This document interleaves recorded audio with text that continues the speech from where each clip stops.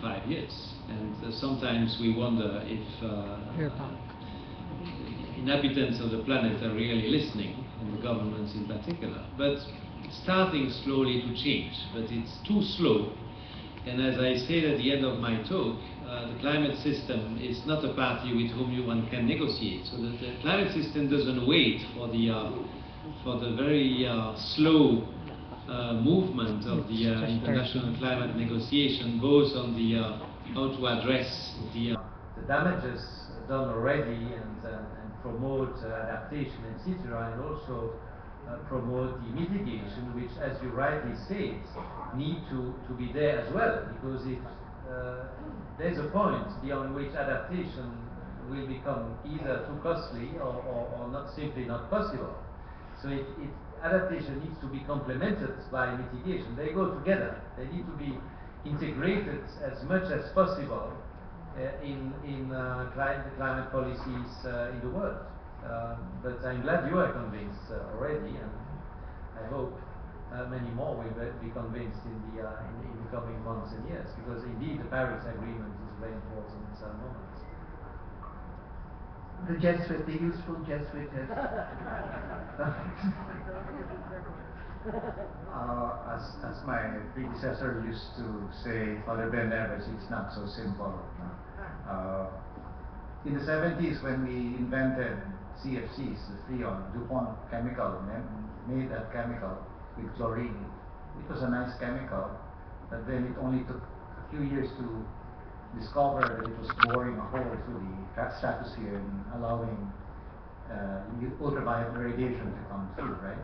So the old so-called ozone hole.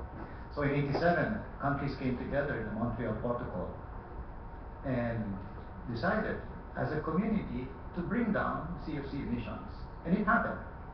And so concentrations are now stabilizing in the stratosphere.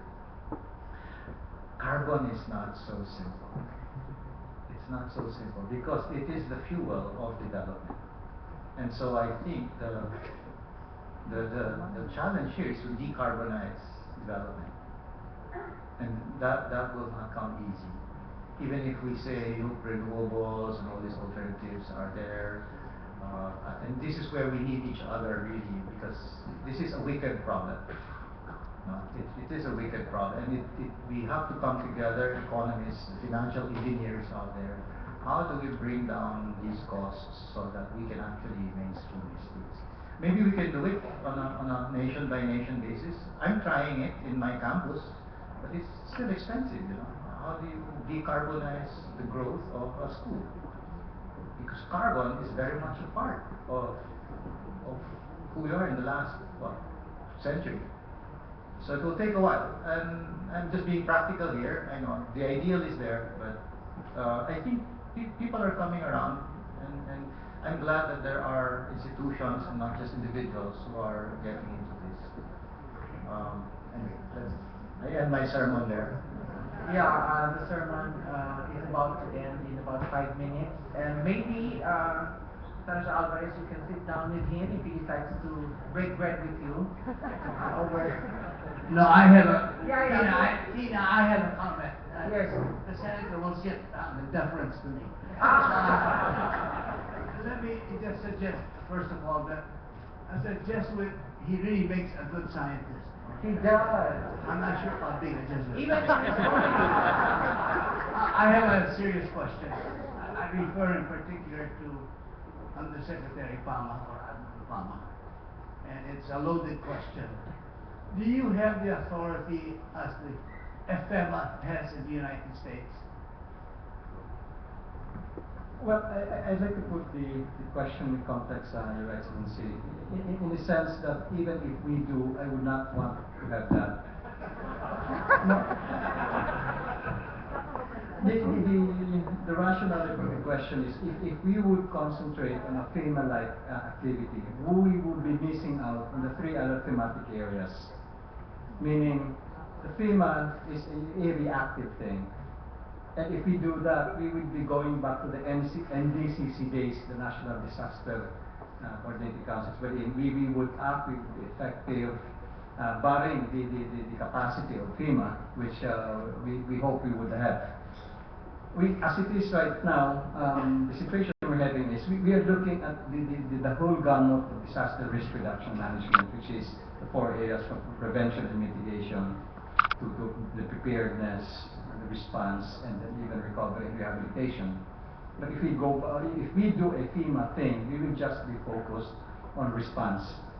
Along the line of that question, I think that's one of the debates that's going on right now, because by next year, by law, there's going to be a sunset review for the Public Act 10121, wherein the NDRRMM Act would be reviewed, and I'd like to take this opportunity to invite everybody and welcome everybody to put their 2 cents worth or even $10 worth of inputs, because my sensing is when the sunset review happens, anything can happen. Anything can happen in the context of us having a better appreciation given the experiences we've had, what are the gaps, what are the best practices that we can develop. But right now, going back to the question of the Excellency, most of the FEMA thing that's being undertaken is by the first responders, which is basically the local government unit, and our role is to energize them, to support them, to coordinate with other agencies in the event that the local governments or the effects or the impact of the hazard would be beyond the capacity of the local government units. And that's what we are trying to level up right now, our capacity to be able to harmonize, coordinate, and put in the needed support if it is needed by the first responders in the local government. We are doing that right now, and that's why we are strengthening what we call right now as the community-based disaster risk reduction management. Because as it is by law right now, to make it clear, NDRRMC and OCD, our level of authority basically stops at the regional level. The provincial disaster risk reduction officers are appointed by the local government units. The municipal government, the municipal disaster risk reduction officers are also with the municipal level, and the effectiveness, the effect of the influence we have over these officers is limited to a certain extent. There's such a thing we call as the golden rule. He who has the gold rules. And the local BRRM also basically are at the beck and call and highly dependent now on the capacity of the local governments. That's why in the formula that I was trying to explain earlier, the H, the E, and the V, we definitely have to factor in the very important aspect of the denominator of the capacity, because that's where it is that it will make the difference. Thanks, sir. I hope you answered the question of His Excellency. Okay, last question. It's 1 minute to... Yes, sir. Please. The gentleman, I think you look familiar, but I can't read your name card. You are? My name is Rinaldo George. I'm editor of Insurance Philippines Banks. Yeah. For your information, the term risk management evolved from the insurance industry. And you know also that after a disaster, the first question that comes up is, are you insured? So, I think all of you are doing a good job, but actually risk management started 40, 50 years ago when the insurance industry used that as a weapon to get more business.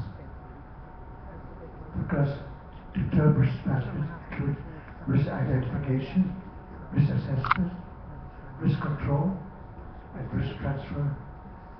Transfer was the insurance industry. And finally, risk auditory. What's happening. So I just want to thank everybody for it, especially Mr. Robert for chairing this big event, because I think it's an eye-opener. But I tell you, the insurance industry is fully committed to support this organization. Thank you very much. He called my attention, hanggang 12:15 pala yung open forum, so he'd like to use some more time to make additional points. I certainly don't want to speak until 12:15, but I just wanted to answer further the earlier question on the importance of reducing emissions. I mean, this was not the subject of this conference, which is focused on resilience, so I didn't spend much of my speaking time on that. But the Working Group 3 of the IPCC has actually covered that question extensively, has shown that there are many opportunities to reduce emissions. And one issue is, of course, the funding of the transformation of the economy, which would be needed at the world scale, because as Fabio said, it's not easy to change a system which is depending for more than 80% today on fossil fuel into a system that doesn't emit carbon ultimately. So it's not so easy, but there are also opportunities, co-benefits, and so it's a matter of developing the right partnerships between governments, private business, private sector, NGOs, media as far as awareness raising, and NGO as far as awareness raising, and the cultural changes which were mentioned are concerned. But the Working Group 3 of the IPCC in its report has shown that there are many opportunities. They just need to be seized and funded, which is of course part of the difficulty and part of the subject of the international negotiations that Secretary Serine mentioned, because the funding is not easy, of course, particularly in developing countries. Yes, the lady in gray. Blue, okay, blue, and then the lady in gray, okay? Thank you. The lady in blue. Go ahead. My question is You addressed. are? Sino po sila? I'm Theta Ponce from the University of Asia Pacific, Okay. and my field is physics and environmental science. Okay. So my question is addressed to Professor Jean Pascal as well as to Father Villarin. Now, this is related to climate change mitigation. It seems that in 2031 to 2033, there is a project for the first manned flight to Mars. No? It will take about almost 3 years. And there, the astronauts are going to manufacture their return trip, their return fuel. No? Go back to Earth. They will manufacture from CO2 and the hydrogen that they carry to produce methane, CH4, and oxygen. No? So they get the CO2 from the atmosphere of Mars, because it's 96% CO2. Well, Mars has a global warming problem as well. Now the thing is, if we have so much CO2 here on Earth, why can't we adopt such technology? Then we'll be reducing CO2 and producing energy source as well, that's methane, and there will be less CO2 in the atmosphere, as well as more energy sources. Well, again, I mean, it's a little bit like the first question earlier. If that technology was available today, of course it would be used. But unfortunately, what may be possible at very high expenses for one or two persons with budgets in the billions of dollars might not be easily transferable to a planet where soon 9 billion people will be. So if the purpose, and I hope the purpose is to improve the lives of 9 billion people and not only of very few, then I'm a little bit suspicious that technology that NASA would use on Mars would not be immediately useful for the 9 billion that will soon be on this planet. I don't know how they'll do it. Remember, methane, CH4, is the reduced form of carbon. CO2 is the oxidized form of carbon. I mean, the point is, CO2 is a product of combustion, right? And to make it into a fuel will be a difficult process. So the way I see it is, it's a boutique product for this particular trip. It will take a while. Maybe it will mainstream itself, but might be what, 2060, 2070 before it becomes, just as solar panels are now being mainstream. So I don't think we have the luxury of waiting for 2060. I think we need to bring down our emissions now if we are to protect this planet eventually. The lady in gray. Hi, Tina. You are? Ninfa Vito. Hi, hello. Hi. Representing a group called All Hands Volunteers. Yes. And I've just come back from Tacloban last week, and I would like to address this to Secretary Seri, Ms. Carvalho, and Dr. Pama.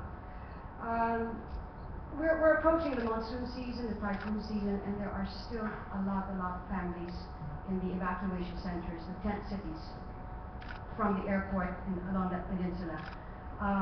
One of the biggest problems that we've seen out in Tacloban is the lack of land. We can't get enough temporary shelter units up and constructed in order to relocate the tent families into better alternatives and away from the vulnerable spots. Is there a strategy to address this coming up? I mean, it's a pretty urgent time that we're looking at now, so I would like to know if there is a strategy to address this issue.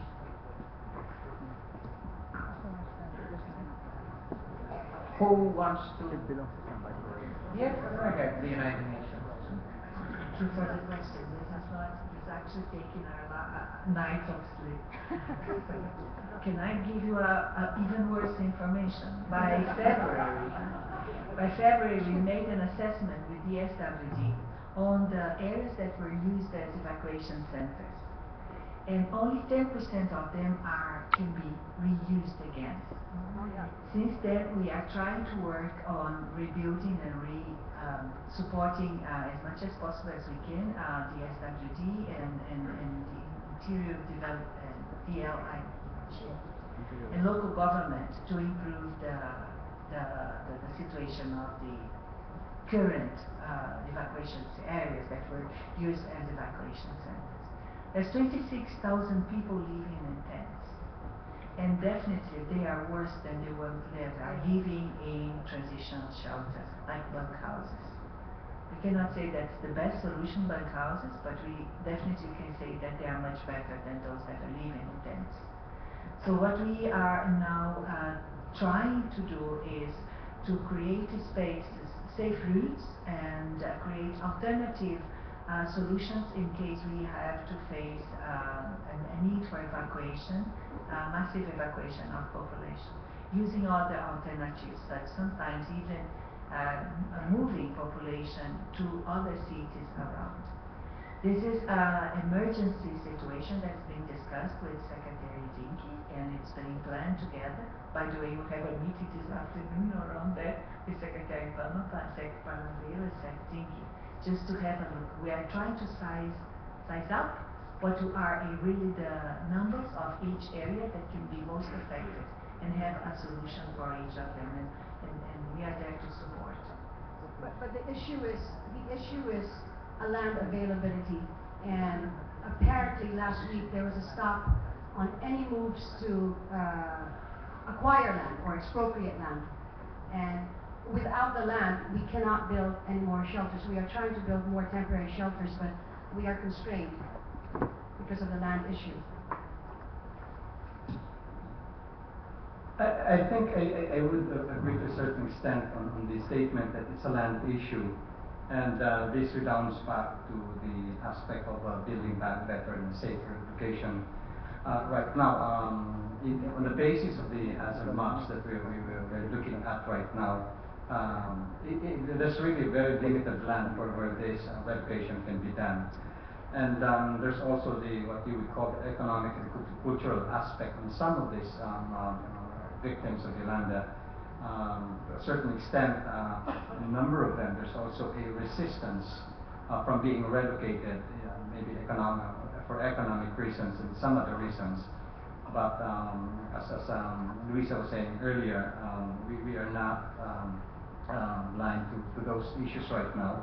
The NHA, together with the DENR, are working coordinating quite closely on this, and then there are a lot of complicated issues that come with the problem.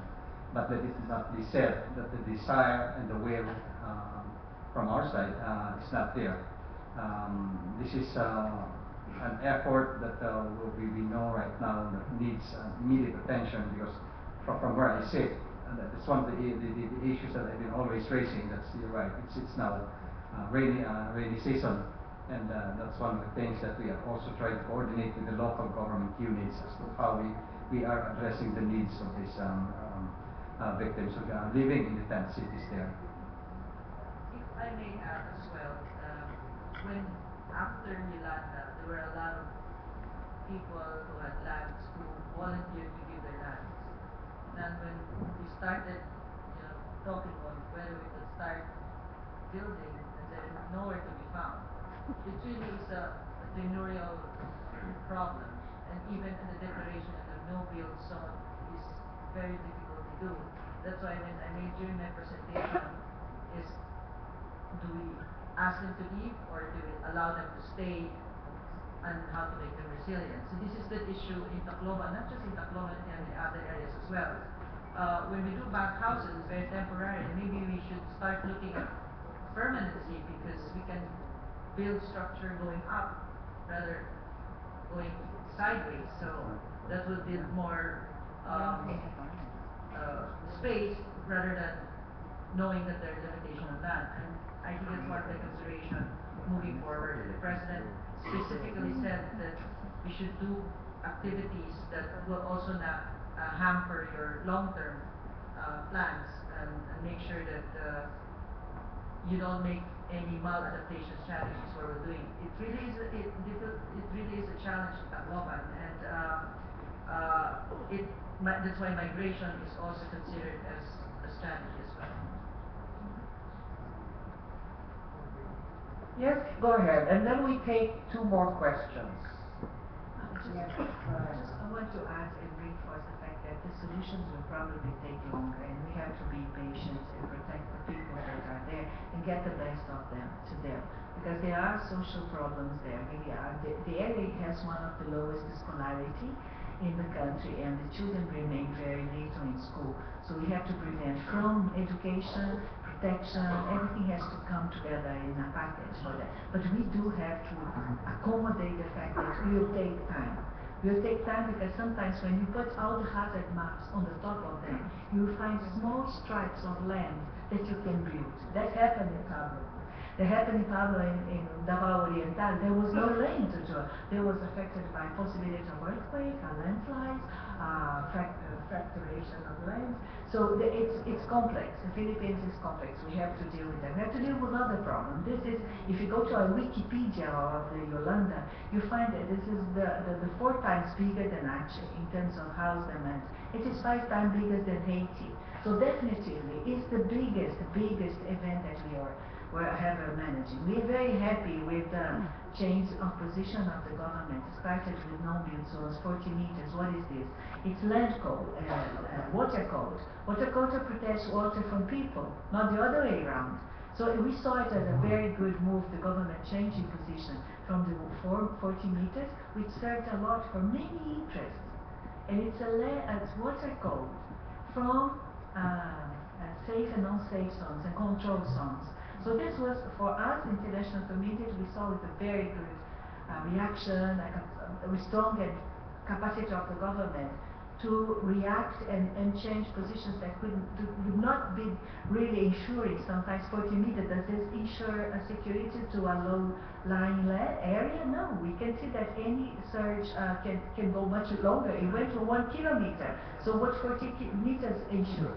So this is the positive, that very positive change that we saw it, and coming to the hazards map, and it's already in a movement of all local community, local government. They do have their hazard maps in 1 per 10, isn't it? 1 per 10. Unfortunately, we were not able to make it 1 per 5, but 1 per 10 is quite enough to do a good movement. And communities are being supported for training by local government on where they are, so they can really understand and align to a program that ensure safety for where they are going to be resettled. Okay, the lady in blue. Yes, last question. Thank you so much. I'm Gia Veloso and I'm from Geo Project. My advocacy is actually to laymanize hazard mapping. In fact, in Sarangani, I gave my services for free to map the schools in all 7 municipalities. But now we are helping MGB, DNR in coming up with a 1:10,000 flood and landslide map. I am appealing not only to the panel, both from government and private, but also from the NGOs who are in this forum, because my concern is not only when I send the boys out on the field, my geologists and geodetic engineers, they are all there to identify in situ, on ground, what actually can be a relocation, a potential area for relocation. And the difficulty on our part is their safety. And so we would like to have, to give them as much baon as we can possibly give. And our difficulty in the initial process is in the research and access to data. I am appealing to the panel, and like I said to the group, if there can be a partnership for disaster and climate resilience, if there can be a true partnership, then maybe we can work together initially, even in just sharing the data. I know there are issues on methodologies and ways on how to do it. There are differences there are different schools of thought on how to approach the hazard mapping of the Philippines. But this is already an existing project, and it's gonna go ahead regardless. In fact, Excuse me, I'm ma'am, you're set to asking fly. for data from the MGB? No. Geodetic data? We are actually helping them prepare the 1:10,000 geohazard map. So where do you want to get the data from and create a partnership with? Well, from government, for instance. Which we can branch have, of government? Which area? for instance, NDRRMCs, they have data like Do you maps, have- or even a simple data of getting purok from the national level is a difficulty for us already. Oh. So next week I'm flying to Lanao and Maguindanao with my boys, and I would like to get as much information as possible to ensure safety, so that my guys can come up with the hazard maps that the group can use. Yeah. What is your organization again? Is it an NGO or a business? It's a business. We're a consultancy firm of mapping. I'm a mapper myself, and we do satellite images. But I have a team of geologists and genetic engineers. Do you use who go on- drones? Sorry? You have drones? Yes, we do. And we also have satellite. We analyze satellite images. Okay, Yusek Palmer, you can share. Well, thank you very much for that comment. And actually, I mean, it's in relation to the question earlier about the issue in Tacloban, about where we're going to put these things. And that highlights exactly the aspect about the hazard maps, or the multi-hazard maps. And the lady was mentioning earlier that they are doing that project. And the process now, I realize, has also become an issue. And as to the methodology of how these hazard maps are being produced, the interpretation, and then the simulation, all those stuff. Just for your information, next week I'm calling for a meeting of the core group, precisely to address particularly the issue on these multi-hazard maps. It came to a point that we now have to make an inventory of who are the agencies, government agencies, and even NGOs and the private sector who are doing these hazard maps. It bears mentioning that, one, it is an imperative for us to make a sensible prediction, forecasting, and even plans insofar as evacuation, relocation, and all that stuff is concerned. Now, if on a fundamental tool such as hazard map, kung hindi na po tayo nakakaintindihan, I think we are in serious trouble. So I think that's one of the most important things that we're trying to do right now is on the issue of the multi-hazard maps. Different agencies have, a number of agencies are doing these projects, and the lady was right. They have their own process of sending out people, conducting interviews, and getting data from all the different areas for them to come up with their own version of the multi-hazard map. Other agencies have their own process, like they would have their simulation. So it now becomes an issue which maps we're talking about to be the basis for all this planning.